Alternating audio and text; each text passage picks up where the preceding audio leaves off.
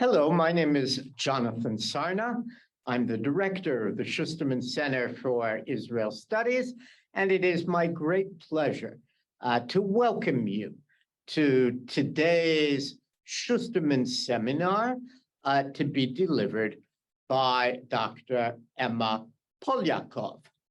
Dr. Polyakov is an assistant professor of the Interdisciplinary Study of Religion at nearby Merrimack College, and we're delighted to welcome her here to Brandeis. She's the author of 3 books. One deals with the subject, a very recent book deals with the subject of today's lecture. Previously, she wrote a book on time in Jewish and Christian liturgy, and also on ways of seeing the religious other. She's now working on different religious perspectives dealing with Jerusalem. And today she will be speaking to us about Judeocentric Catholicism in Israel. Welcome, Professor Polyakov. Thank you very much. And thank you very much to the Schusterman Center for Israel Studies for welcoming me here today. I'm really delighted to be here. So today I'm going to be sharing a bit of my research on a phenomenon of within Catholics in Israel, and a small portion of Catholics, certainly not all Catholics in Israel, which I'll discuss a bit. And in this phenomenon, you see Catholics who evidence a surprising and rather extraordinary relationship to Judaism. So for lack of a better term, I have termed this phenomenon a Judeocentric Catholicism, and it is explored in this most recent book, The Nun in the Synagogue. So I did not originally intend to do my research in this particular area because, in fact, I did not know it existed until I began to recognize, in the context of a very different research project, that there was something very unusual I was witnessing. And I began to recognize, this is indeed a recognizable phenomenon that, maybe we should be thinking about analytically and naming and so forth. So I had originally been doing another project on Catholic perspectives on the Holy Land, what the so-called Holy Land, right, from Catholic perspectives. And in the process of doing this, I was conducting many, many interviews with Catholics in primarily Jerusalem, also Nazareth and Bethlehem. And of those people, I began to realize that there was a strain going through some of their testimonies that needed to be paid attention to and connected. So I received many very polarized responses to the questions I was asking.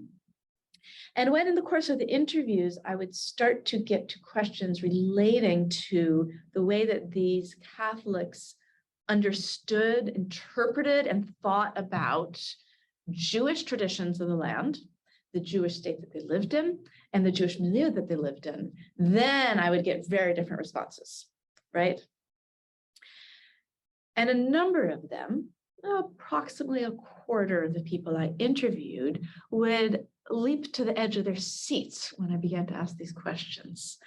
Some even had tears in their eyes when they began to speak about their relationship to Judaism and Jewish people. And a number of them began saying that their love for Judaism and the Jewish people, as they put it, is at the core of their very spiritual call, their religious vocation. And these were people who were clergy and or nuns and monks. So these are people for whom their spirituality and their faith is at the center of their life and defines their life entirely, right? These are people who cannot put their faith to the side. And they were saying, that their spirituality is dedicated wholly, in essence, to praying for Jews and to studying and learning about Judaism.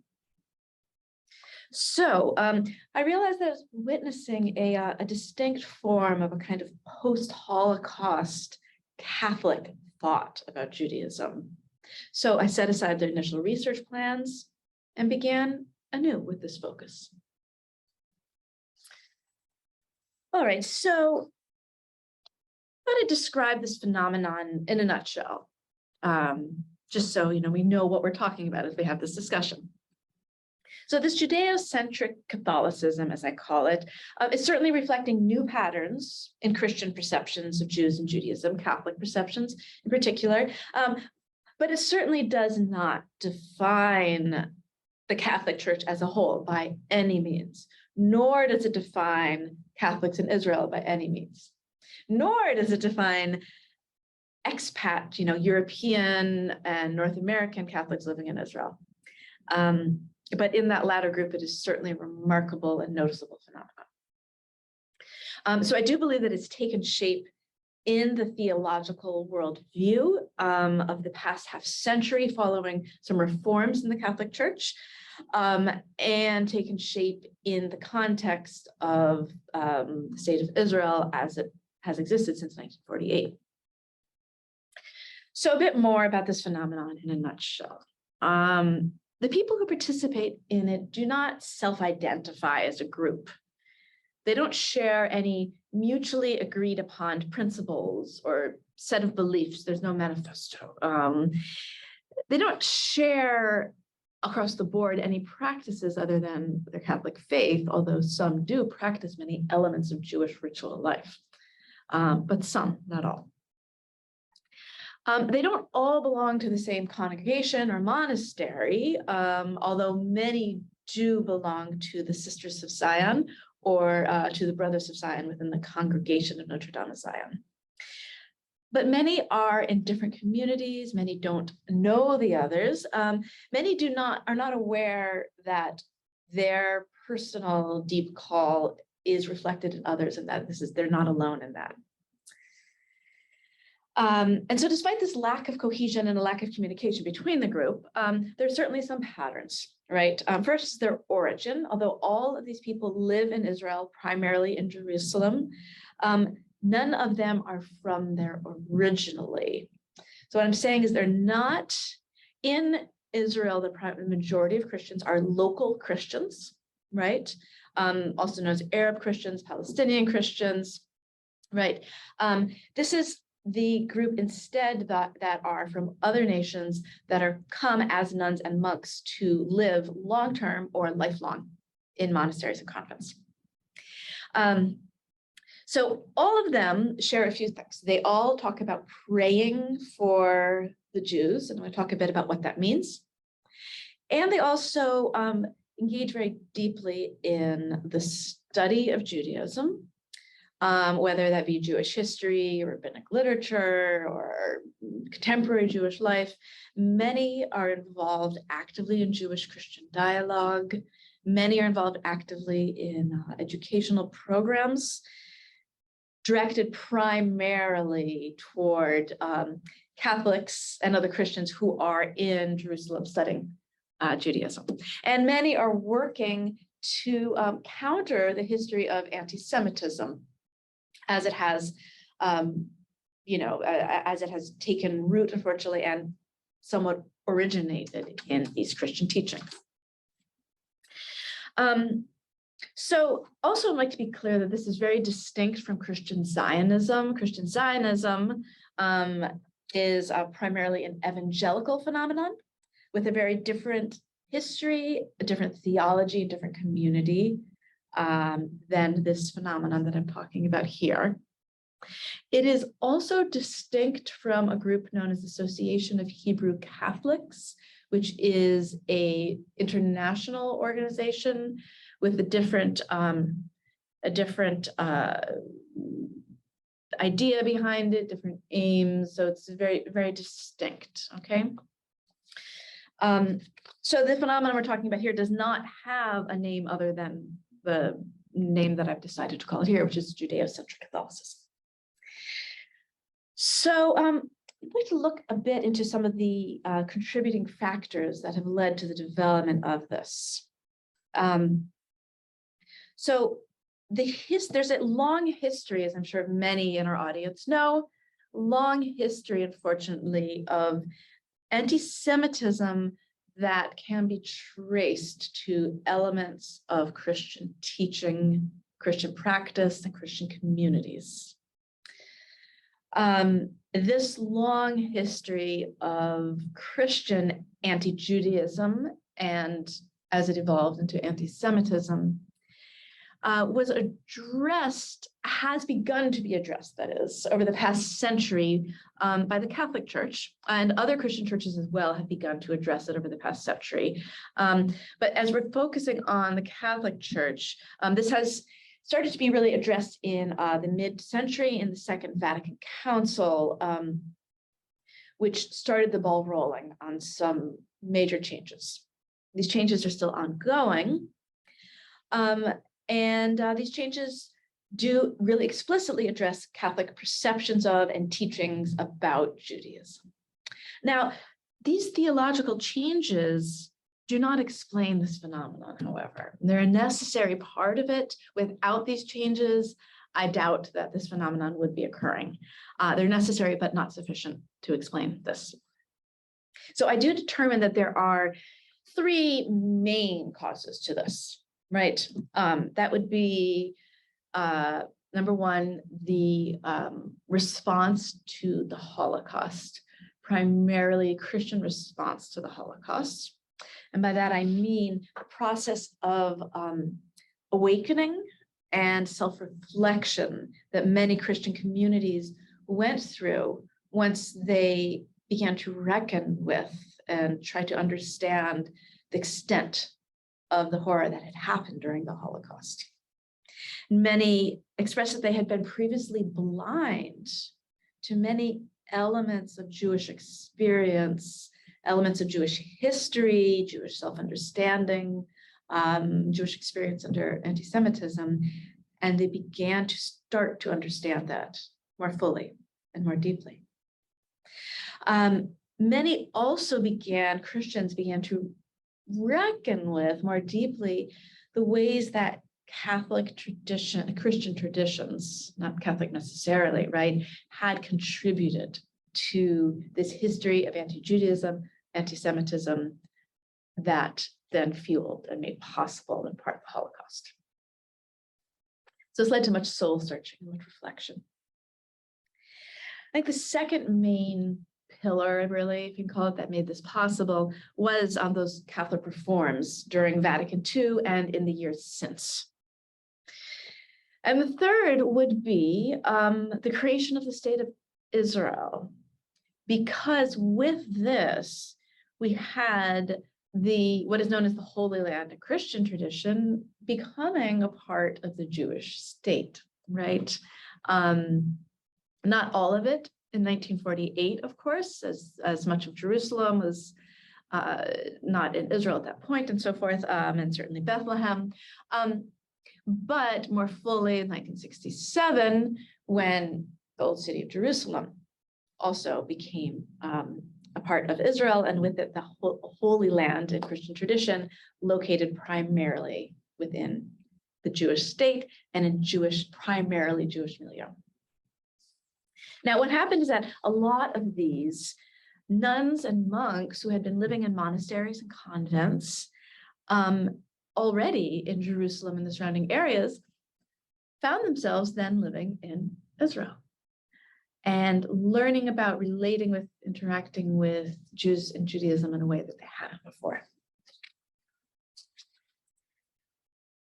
So I'd like now to think a little bit, more critical reflection on this idea of praying for the Jews that so many people who I've met with, who I read about, and so forth, so many people express the shared pattern of praying for the Jews, right? Now, the notion of Christians praying for Jews is problematic, very much so. It's linked historically with history of proselytism, with not only desire to draw in Jewish converts, but also with forced conversions, right? With the assumption that praying for the Jews means praying for Jewish conversion. But as we're going to see, that's not the only thing it means, right? So the Christian desire for Jewish conversion is really as old as Christianity itself. And this is an important thing to realize when we're having this discourse, because in the earliest beginnings of Christianity, as it arose out of the context of Second Temple Judaism, it was a movement within Second Temple Judaism in its very origin, right, which only later broke away and became a distinct religion. So this means that all of those first followers of the Jesus movement, who later became members of Christianity, were Jews, and it was only later in the development of Christianity that it began to directly reach out to and seek converts outside of the Jewish populations. So this desire for Jewish converts to Christianity, with later years as Christian anti-Judaism developed, strengthened, spread into kind of, unfed, more racial anti-Semitism and so forth, this desire for conversion became linked to it, at least in association, if not directly. So this all explains a bit of how Jewish conversion to Christianity is at one hand an integral part of the history, on the other hand, seen as very problematic, particularly from Jewish perspectives. So given all this, I was very surprised to see how praying for the Jews became so central in the very religious vocation and spirituality of the people that I encountered in this research. But their intentions are radically different than what praying for the Jews had meant historically, right? Their intentions are to counter the history of Christian anti-Judaism, to try to work to end it, to rectify the teachings. And it's most certainly explicitly not looking for converts. In fact, many of those involved in this way of thinking those who are priests who are in the position to facilitate a conversion would actually explicitly tell potential converts, if a Jewish person came to them and said they were interested in converting to Catholicism, would say, please, if you'd like to do this, please don't involve me. Please, you may do this if you'd like, but go elsewhere, right? So what this praying for the Jews really ends up being, in addition to praying for, the end of anti-Semitic teaching and so forth, is often a praying just for the thriving of the Jewish people as Jews, right? Now, I'd like to also speak a little bit about the people who really comprise this phenomenon. Now, I think we can break them into two main groups, right? One would be Catholics whose spirituality is very immersed in Jewish life and thought, Catholics who were born as Catholics, or certainly not born Jewish. And the second group would be Jewish converts to Catholicism, or people from Jewish Christian mixed backgrounds and families.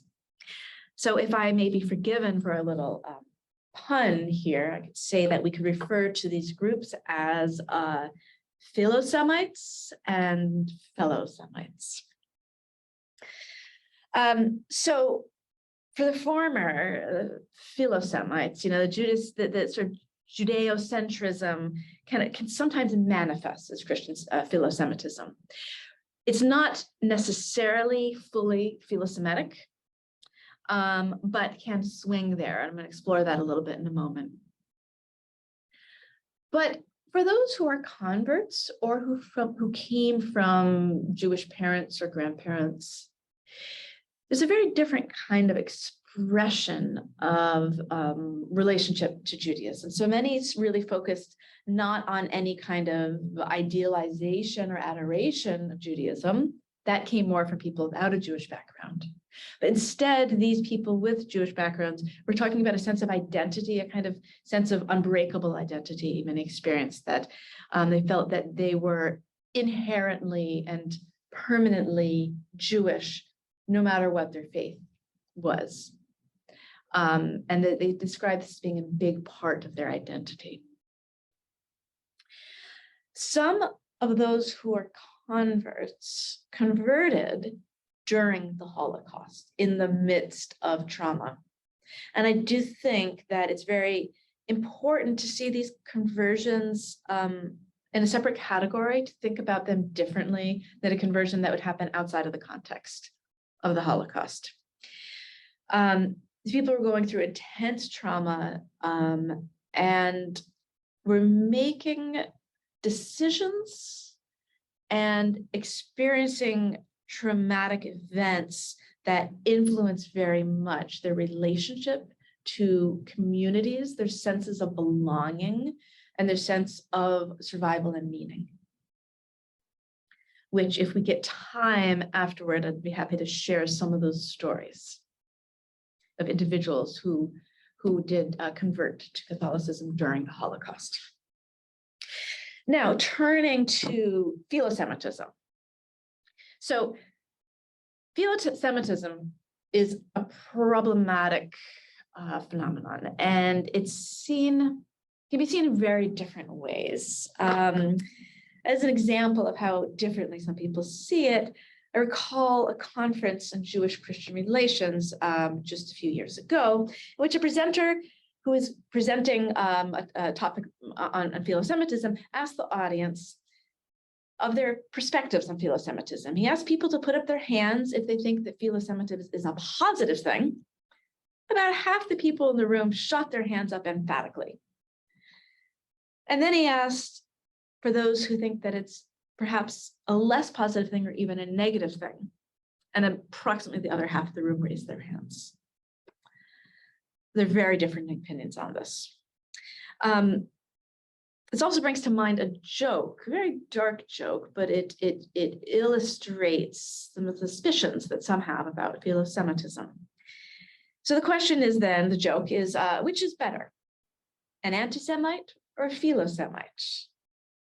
The answer being, well, the anti-Semite, because at least he's not lying. This is a difficult joke. It's a dark joke. Some people who self-describe as philo-Semites would be deeply opposed to what the joke suggests, and understandably so. But I think it's important to think about this joke because it really does point to many concerns about philo-Semitism as it has played out in history. Now, the kind of philo-Semitism that is occasionally evidenced in the phenomenon I'm researching here is certainly not a kind of philo-Semitism that is simply anti-Semitism disguised as philo-Semitism. That much is clear. But what is it? Well, it's very different from these earlier forms of philo-Semitism. It does not aim at proselytizing. It works against proselytizing, or it refuses proselytization. It's characterized by really serious study of Jewish texts and traditions and very serious work toward reconciliation between Jews and Christians today, and education to Christians about Judaism. And yet, it still can be a somewhat, at times, problematic, right? So when people swing towards philo-Semitism, the portrayal of Jews in these cases tends to be very idealized, right? And this ideal presentation ends up reinforcing essentializations, right? These can be very positive, well-intentioned essentializations, but nevertheless, they are essentializations and they're stereotypes.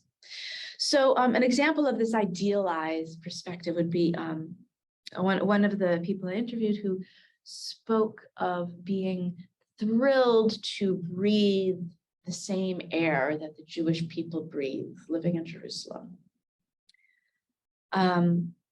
It's intended with reverence, with love, but we have to think about ways that other idealizations and essentializations like this might preclude perceiving Jews as people like all other people.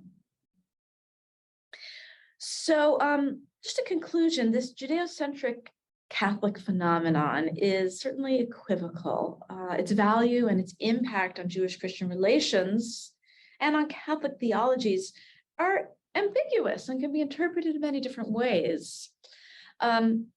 Its impetus has most certainly been the eradication of anti-Judaism from Catholic thought and improved relations between Christians and Jews, but it is complicated by some problematic factors, right? Such as philo-Semitism we've spoken of. Another complication would be the role that these claims of hybrid religious identity, Jewish-Christian hybrid identity, the role that these claims play. Such claims of hybrid identity can be a bit problematic and sometimes encounter resistance in some people, particularly in Jewish communities.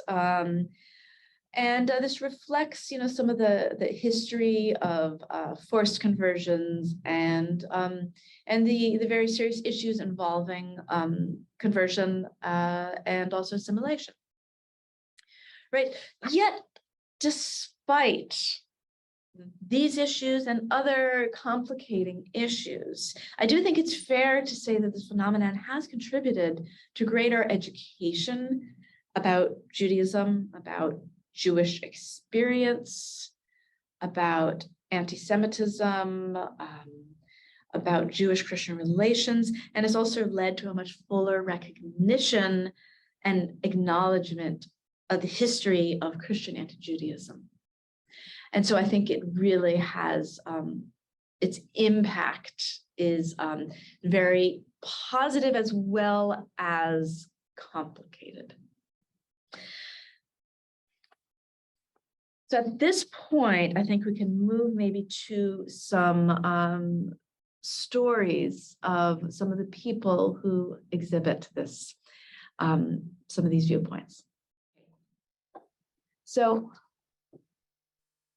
one person I'd like to talk about is Sister Paula. Sister Paula she passed away sadly just a couple years ago.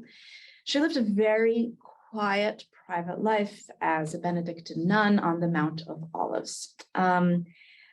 Since in the few years that have passed since she passed away, her story has been shared a bit. There have been a few presentations in Israel about her work. Her work is, about her life, not her private life, not her public work. As a Benedictine nun, she was a cloistered Benedictine nun, meaning she stayed within the monastery, walls rarely left, very, very private life. I met her simply because another nun said, "You should meet Sister Paula. She has a call for the Jewish people." I didn't know what that meant, so met her, started speaking. As we started speaking, I began to realize that she seemed to have Jewish heritage. I'm going to ask sensitively, am I asking about her heritage? Well, it turns out she's from Poland. She was born in the 1920s. She was Jewish. She lost both of her parents in the war. She converted in the midst of the war. And I want to share a little bit about her story. So she escaped from a ghetto and found herself alone at the age of 13 on foot in the winter. And her conversion, as she told it, followed these lines. One day she was passing through a Polish village and it was a Catholic holiday of Epiphany. And so others in the village were dressed well, and they could see that she was an outsider as she passed through. want to say that this was based on her telling, and her telling, it was toward the end of her life, was sometimes a bit, the details would get a bit confused. So if my telling is a bit off, I apologize, and it's due to the information I received being a bit confused at times. So as she approached this village, children started to yell at her and throw snowballs and throw at things at her, and she realized with terror that she was about to be discovered, essentially, as a Jewish child walking through the village. So she approached a crossroad and there was a cross. And she said, well, let me try this. She dropped to her knees and she made the sign of the cross, thinking that would convince people to leave her alone. And she said it worked. And the kids left and she continued on her way. So she began to think that maybe this was a sign that God wanted her to become a Christian. She was 13, she was traumatized, she didn't know what to think. She was then hiding in a cellar for some months alone. She said that every day she wanted only one thing, and that was to die. She just wanted to wake up, to fall asleep and not wake up again. But she thought perhaps that God might want her to survive and that God might want her to become a Christian. And she wasn't able to enunciate why she thought that. But she did say that she did not want to become a Christian. And she did not want to survive. But she thought that God perhaps wanted both of those from her. So she made a vow that if she survived, she would become a Christian. She did survive, of course. So she joined a Benedictine convent after the war, converted, and then went to convent. She lived in a Benedictine convent in Poland for 30 years. Desperately wanted to live in Israel. Finally, in the 1970s, received permission to travel to Israel and eventually to stay and to join the convent in the Mount of Olives. She applied for citizenship through the law of return and following the pattern established by Brother Daniel, and she was also denied that. And it was a great source of pain for her. She very much wanted to be a citizen.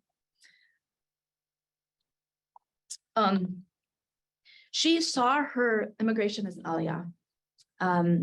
She was intensely Zionist. She said that during her teenage years, when she wanted only to die, the first moment when she no longer wanted to die was the moment she received the news that of the creation of Israel. That was the moment she wanted to live. And she said that was also the moment at which she felt that she knew for sure that God existed. So she lived on the Mount of Olives with very little outside contact until her death a few years ago. Can we have time maybe for a quick one more? 8 minutes, thank you. Okay, so then speak of another woman who is Sister Regine Canetti, who is, I believe, 101 now. Met with her recently. She's an amazing woman. She belongs to the Sisters of Zion. She was also raised in a Jewish family in Bulgaria, also survived the war, experienced great tragedy. She was emigrating to what was then Palestine. Her boat was illegal. It wasn't permitted. They were crowding people in there. Her boat collapsed in the sea, and she lost her mother. She lost her brother. She somehow managed to swim to shore and survived. And so when she first arrived, she was living alone in a kibbutz. She said she spoke not a word of Hebrew. She said she didn't even know how to say shalom.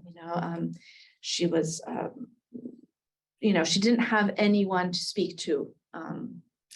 And she was completely traumatized. And during this time, the Sisters of Zion, who she had gone to school with in Bulgaria, welcomed her to visit them in Jerusalem. So she said many Bulgarian Jewish families were sending their children to the Sisters of Zion because they provided excellent education and they respected the Jewish students' identity and did not ask them to participate in the Catholic prayers.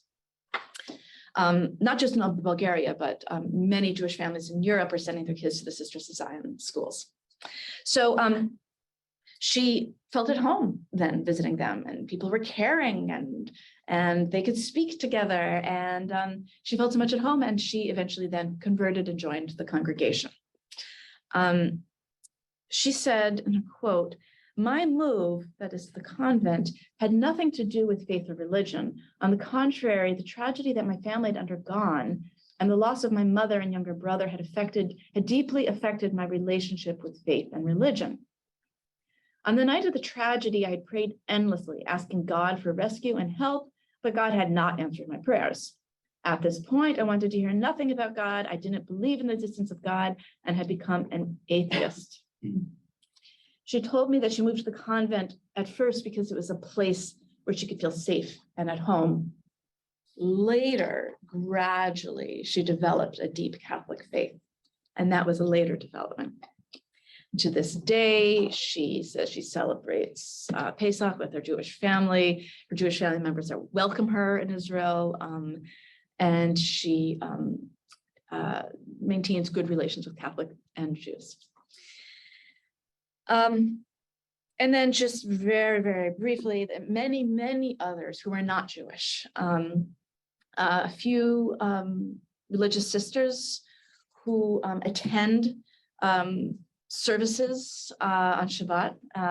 They attend services at a Reform congregation, being open about their identity, not wanting to, thinking it would be insincere to, hide their identity in good Orthodox services. But they faithfully go to services every Shabbat. They consider it to be a big part of their life and their spiritual practice as religious sisters, as what we call nuns. Religious sisters is a technical term. And many others, but I don't want to extend the time too much. So I think perhaps I could draw this part to conclusion and maybe open up to dialogue. Great. Yeah.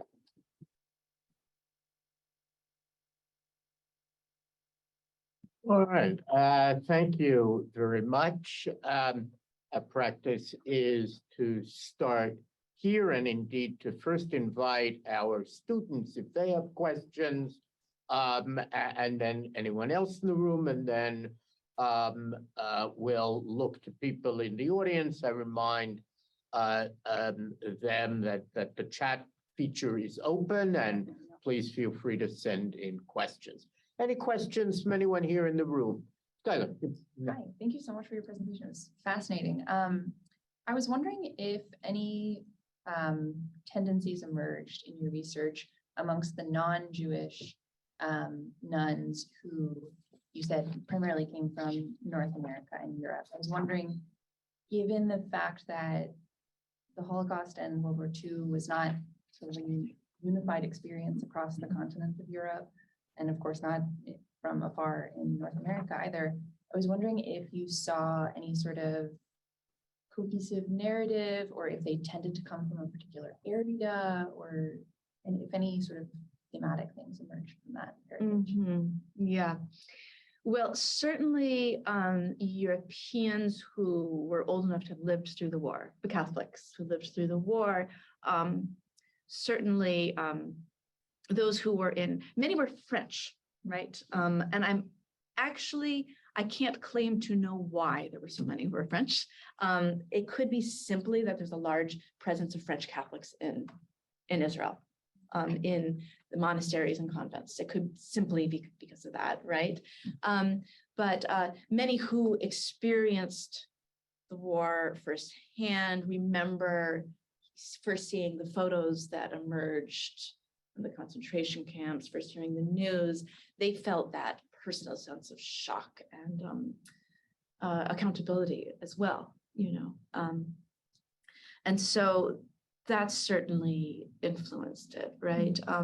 Those from North America who were of a later generation who did not live through the war, right? So I think that that also gave a different narrative. Brother Yohanan Elichai, of course, his Hebrew name was not his original name. He had a French name. He took a Hebrew name later on. Also, sadly passed away a few years ago.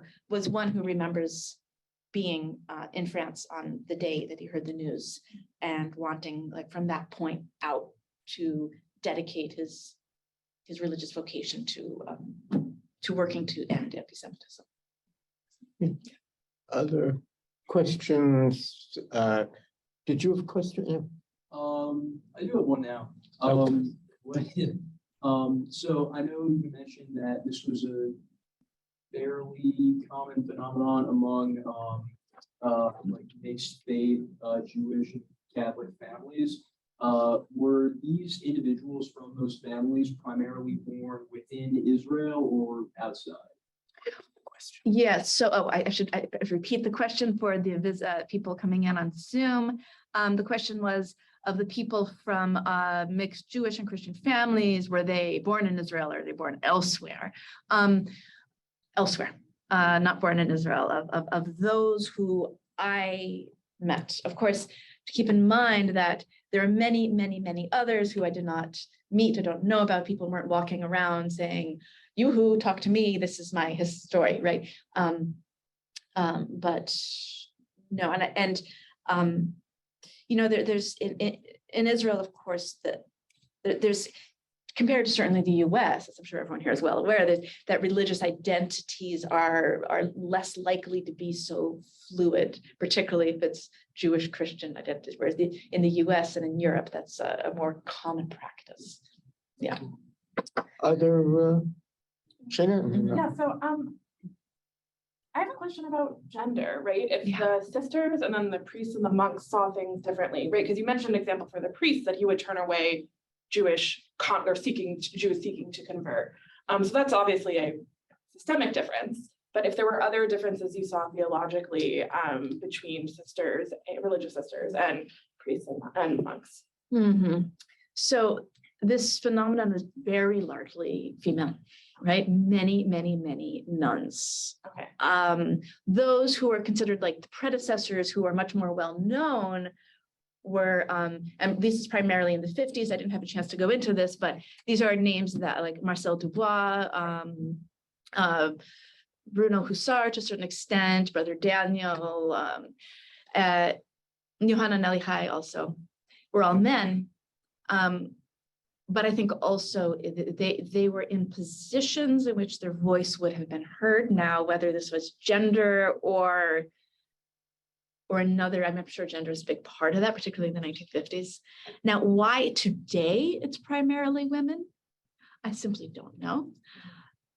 But I wonder if it is related to, or somehow related to, medieval phenomenon of nuns who are mystics. There's a big phenomenon of mysticism amongst women and nuns in the Middle Ages, because many of the nuns I spoke to were really mystics, and their way of talking about their prayer for Judaism was very mystical. So, Absolutely. Thank you. Professor Kay. Thank you so much. A lot of in your telling, this phenomenon was grounded in Holocaust, establishment of Israel, Vatican II, and a lot of stuff has happened since then. And I'm wondering if the people that you interviewed had any awareness of their ideas changing over time, you know, in interactions with, like, you know, when they started doing their work, or when they moved to Israel, or if, you know, political circumstances in Israel itself has affected anything, or is it just that they, you know, they clarified that position in whenever it was, 1958, and that's it, you know, they're sold. right. I think that question could be heard on Zoom. Okay. Good question. Yeah, thank you. There's definitely evolution, definitely. I can see in two ways, in regards to the Catholic teaching and in regards to the social and political context. So there's been a lot of evolution since the Second Vatican Council in Catholic teaching. A major document in 2015, the Gifts and the Calling, the Catholic document on Judaism that really went much further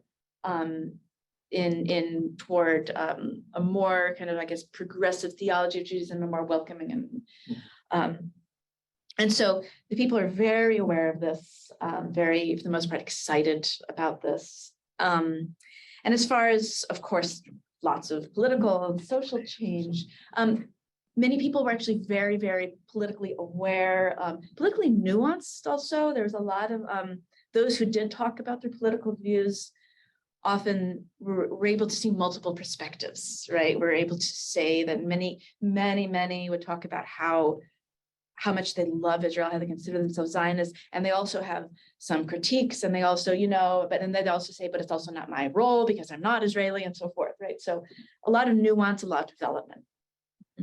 So, okay, let me ask you a question, and we'll Yes. turn back for a second, but among evangelicals, as you know, there is a new theology that argues that, well, it says in the book of Genesis that those who bless Abraham will themselves be blessed, and therefore there is a certain interest in being philo-Semitic.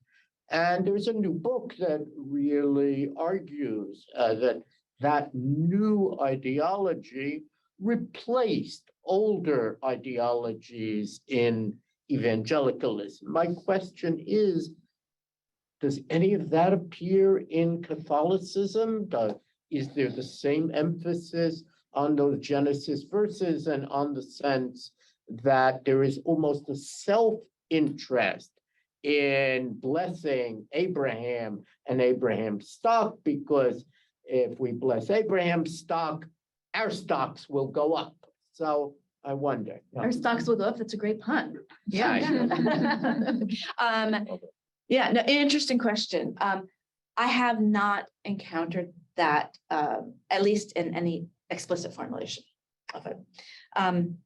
Now, the Hebrew Catholics, this different group, may perhaps, but this research was not involving that group, right? So no, there's also kind of biblical literalism that you might see in evangelical, in some branches of evangelicalism, not all, but some, is not a part of Catholic tradition for the most part. So that I think is a big factor. Last question, I think, for someone in the room will be Dan, and then sorry, Skylar, then we'll go to. Thank you. I have so many questions. I'm just going to try to pick one. Fascinating. Thank you. I'm curious about Sisters of Zion, and you said that some of the people you engage with participate in this phenomenon, but you know that their views weren't uniform within the larger order. I just wonder if you could speak to sort of that dynamic between kind of what the orientation of the larger order is, vis-a-vis its role with Jews and Judaism and all that, and is there a tension here between some of the individual members and sort of the wider perspective of the order? Sure. Yeah, good question. Thank you. I don't believe there's a tension, but there's certainly a difference. If there's a tension, I haven't seen it, right? So the difference is that, so the Sisters of Zion, the Congregation of Notre Dame of Zion, has done really remarkable things for Jewish Christian relations and for educating Catholics about Judaism. So every person in the congregation, in the order, has to do some study in Judaism and Jewish Christian relations. So everyone is trained and aware. They have a fascinating history too, just in brief, that prior to the 1950s or 60s, their change preceded the Second Vatican Council a bit. They were an order dedicated to seeking Jewish converts. It was founded by Jewish converts, right? They completely flipped around their goal after this point in the mid-century and worked toward eradicating anti-Judaism. And okay, so everyone in the order is on board with that, right? As far as I know, maybe they're individuals, but yes, everyone's on board. Now, there were just some, but not everybody said that they felt this call, and not others said that their religious vocation was, dedicated to prayer for the Jewish people. This was very much select individuals in their spirituality. I'll turn it over to. Yes, thank you. Rima. Thank you very much. I am Rima Farah. I'm a doctoral student at the Department of Near Eastern and Judaic Studies at Brandeis. Thank you for your talk. I am fascinated by the fact that you actually examined a small, what you call a small phenomenon, but you wrote a book about it. So it's good that you actually, because usually you think about, oh, there are not really many people think this way there, so it's not really worthwhile investigating or talking about them. And you actually brought this into a book. And my question to you, you actually are focusing on the Holocaust and the history in the context of the Holocaust and the Western Catholics. And I understand that you did not talk about the locals, the Christians, because they usually tend to shift away from the theological, except, the Palestinian theology among the evangelicals, but among the Catholics, they shift away in order to focus more on the political aspect of Israel, the Israel-Palestine crisis and all this. But among the Christians also, there are individual Catholics, the Arabic speaking, there are also who actually adopt this theology or this understanding or vision of Israel and the Jewish people.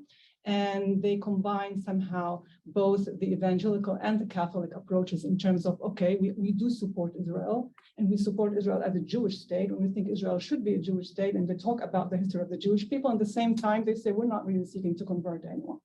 Okay, so there's a kind of another approach among the Catholics that exists today.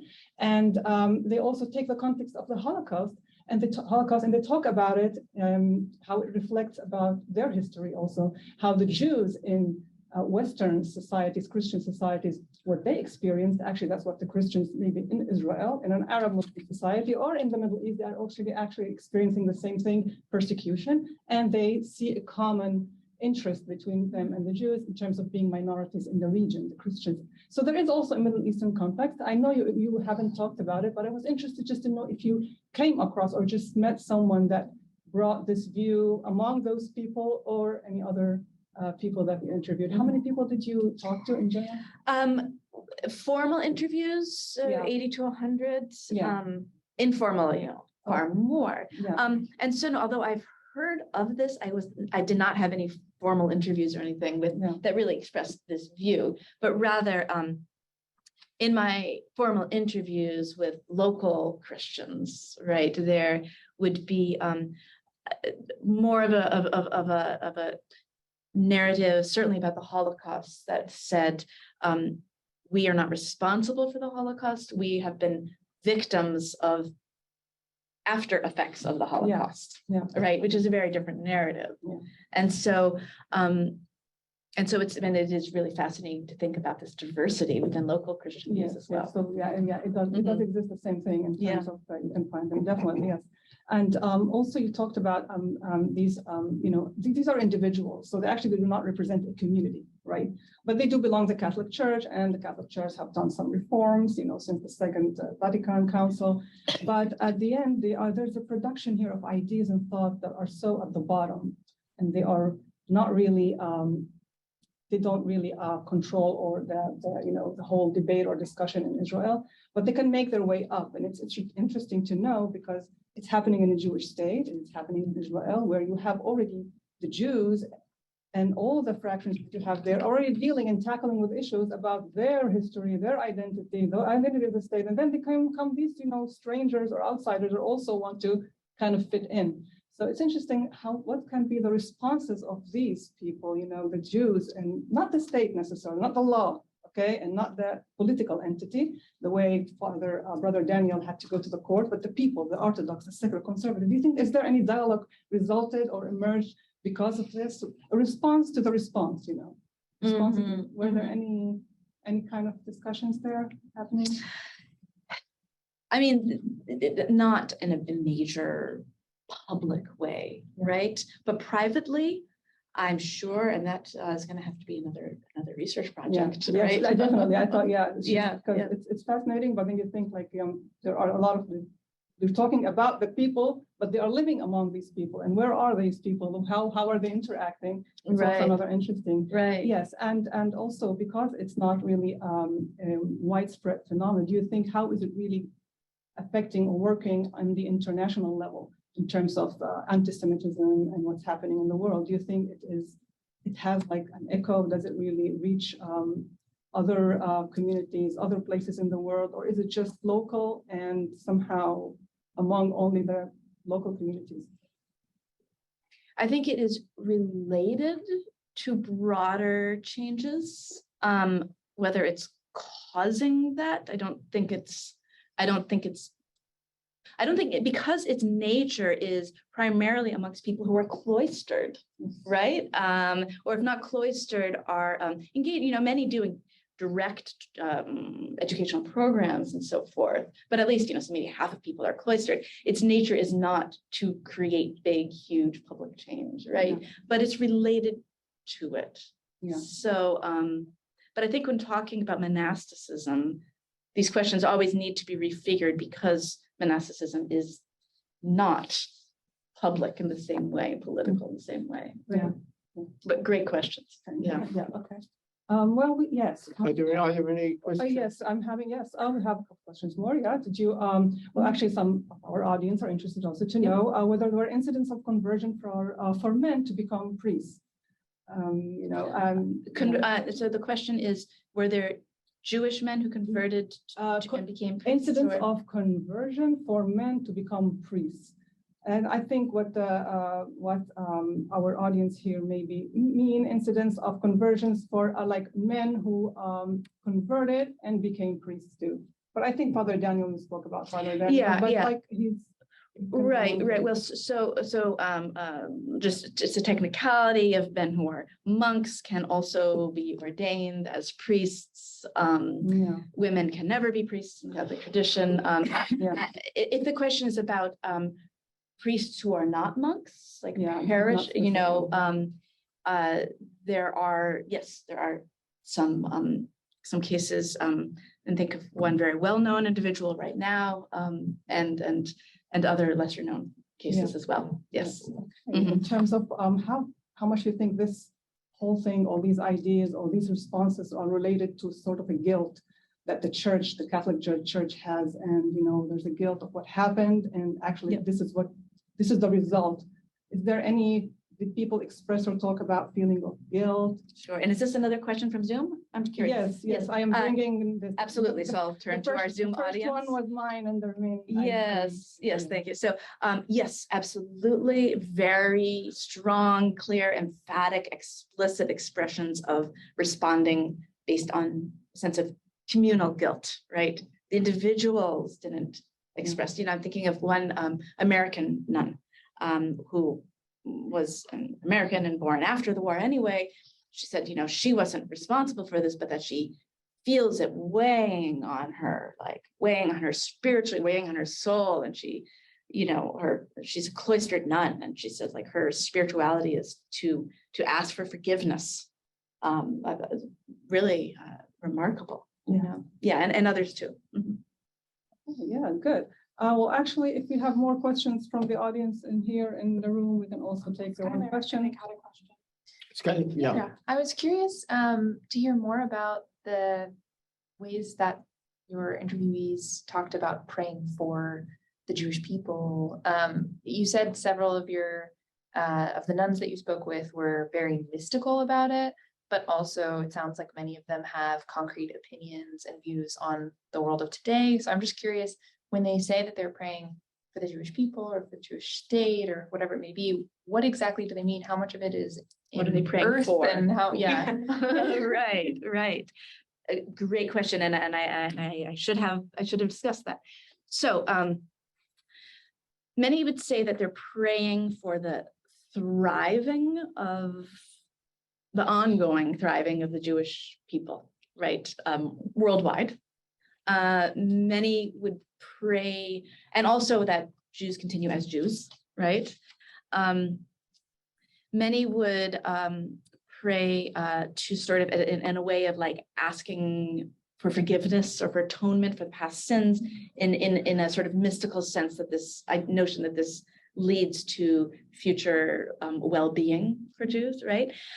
Some would pray more politically, but none that I spoke to prayed for specific political agendas, rather for just general well-being, right? And many would also say when praying for the Jews or for the Jewish people, many would not use the name of Jesus in their prayers, knowing, even though they're alone in their room, knowing that this would be offensive, right? Some would pray only in Hebrew.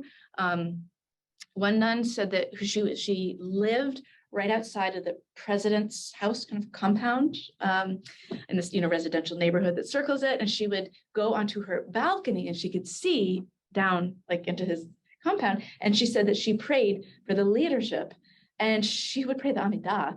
And she would, I mean, really, like it's remarkable. And she didn't pray for specific political things. She just prayed that the leadership would make wise decisions.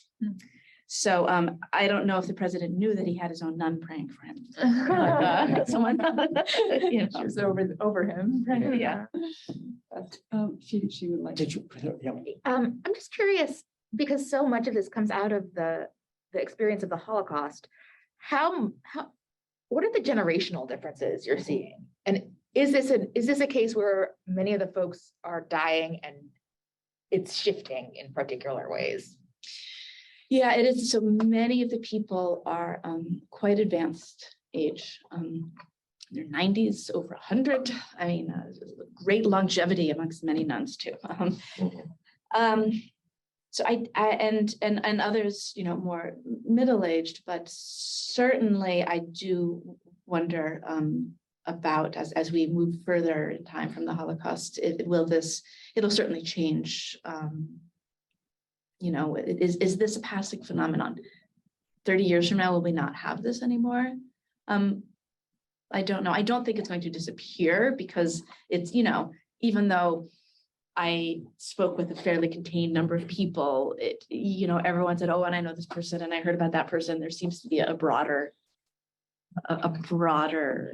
range to it than I saw. So I don't know, time will tell. So one more question. Yes, I have. sure. Have you encountered maybe people who are the opposite, who actually were Catholic clergy who converted to Judaism? Yes, I have. Not personally, I was not able to meet with and interview these people, primarily because there's a lot of privacy, a lot of secrecy, a lot of it was very hard to find the people I found, right? And if it's easier, because I could go to the list of monasteries and convents and start saying, can I start meeting with you and talking? And it's not easy to find the other side, right? Many converts to Judaism are often, I don't want to make broad assumptions, but many do try and keep that private. Yes, I just definitely do. Yes, but I have heard of stories. Yes. So let me ask about the Sisters of Zion. Mhm. As you observe, their history, especially in Russia or Eastern Europe, was entirely different. It was missionary. It was a well-known at the time affair, the Aratan affair. There's a book, Michalina, and other work now on this young woman who's taken in by the Sisters of Zion. Later, she turns up in Israel and would have been one of your people. But my question, I guess, is how did these nuns relate to their own history? It's quite fascinating. And of course, in the Jewish community, they were seen as predatory, as predators on young, especially women in Eastern Europe. And to see this 180, to what extent does a group talk about its past, atone for its past, celebrate its past? How do they reconcile that view, commonly known among East European Jewish historians, with what you presented today? Yeah, there's a lot of transparency about their history, a lot of very public reckoning with it, a lot of scholarship within the community. I'm forgetting Celia Deutsch, right? Celia Deutsch, yeah. Yes, is a scholar who is a Sister of Zion, who's done some really good research on and written very openly about this history. So yes, there's definitely a lot of as part of their, I think, their mission now is to be honest about what they have done and how they've changed. On that uplifting note, I think you will want to join me in thanking Professor Polyakov for really fascinating talk and broadening our sense of Israel studies as well. I want to remind everyone that on November the 3rd, which is a week from today, we will be hosting Professor Emmanuel Bloch, who'll be talking about the subject of modesty, tzniut, in Israeli Orthodox communities. I hope you'll join us again.